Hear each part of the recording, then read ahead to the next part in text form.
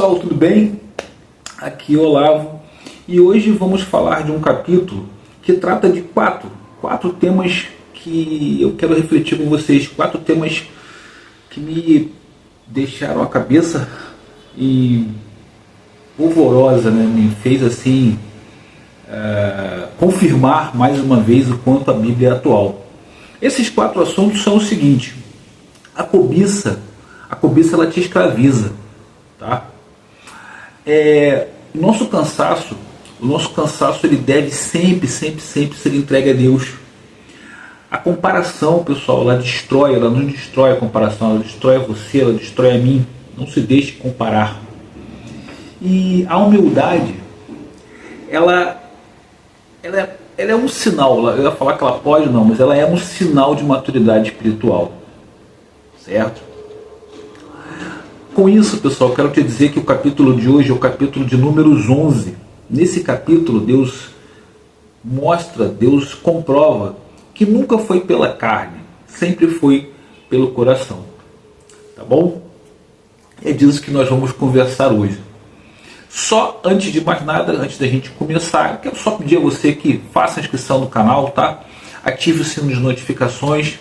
Se você gosta também do conteúdo bíblico, se você gosta de um conteúdo simples, fácil de entender com relação ao que consta na Bíblia, todos os dias nós fazemos uma reflexão aqui de um capítulo da Bíblia e viemos aqui conversar com vocês. Queremos ouvir a opinião de vocês, entender, trocar ideias sobre aquilo que vocês também acharam. Peço que você deixe o seu like, para que o seu like ajude-nos a levar esse conteúdo para mais pessoas e mais pessoas também venham interagir conosco aqui nesse canal. Beleza, pessoal? Vamos lá. Contextualizando esse capítulo de números 11, o que acontece?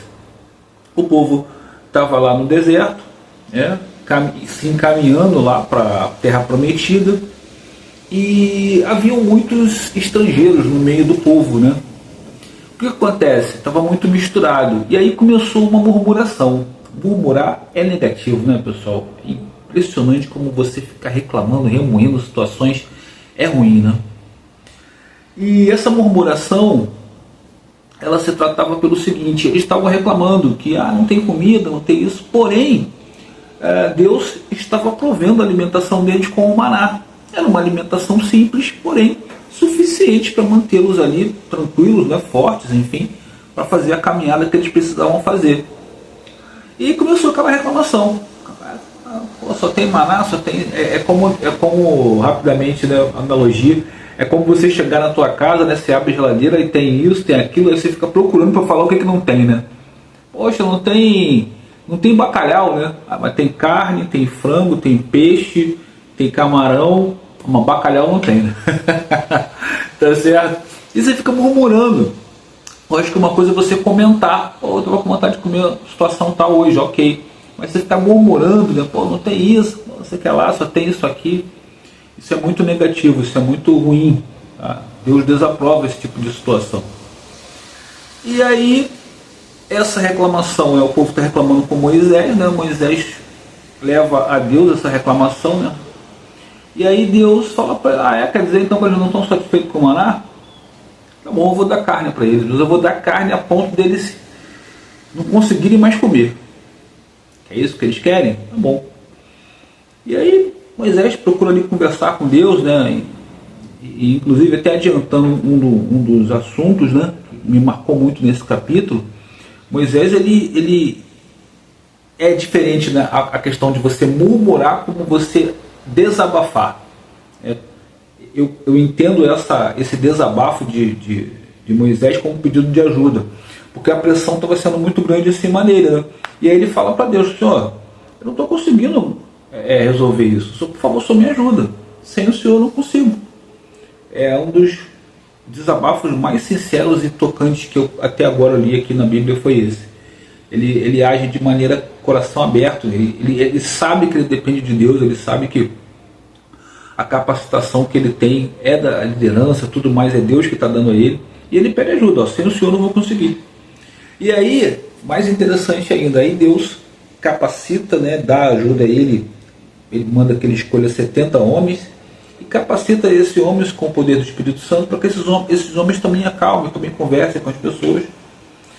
E em determinado momento a coisa é de certa forma controlada, e ainda ficam dois homens que nem estavam no acampamento, ainda profetizando, ainda conversando. E aí algumas pessoas, seguidores de Moisés, chegam para ele e falam: Moisés, tem duas pessoas ainda aí falando e tal, nem eram daqui.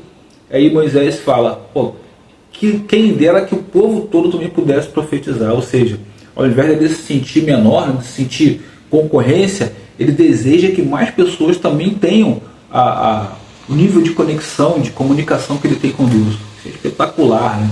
O desprendimento de vaidade, né? Espetacular, espetacular essa atitude de Moisés. E é como disse, né? Voltando um pouquinho, né, aos assuntos. Essa questão de murmurar, a murmura, ela leva você à comparação. E a comparação, ela te destrói, porque ela começa a te fazer você desvalorizar o que você tem, né? E essa desvalorização do que você tem desagrada a Deus. Então acaba que Deus te pune. Ele às vezes te dá o que muitas vezes você pede. Não é para você aquilo ali, mas você pede. Ele acaba te dando para fazer você ver. Ó, tá bom, então experimenta aí. É aquela coisa de você falar para a pessoa: não faz isso que você vai se machucar, não faz isso.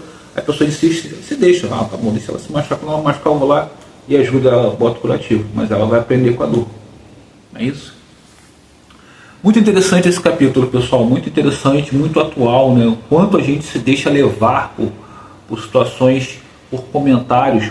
E uma situação interessante sobre esse capítulo, né?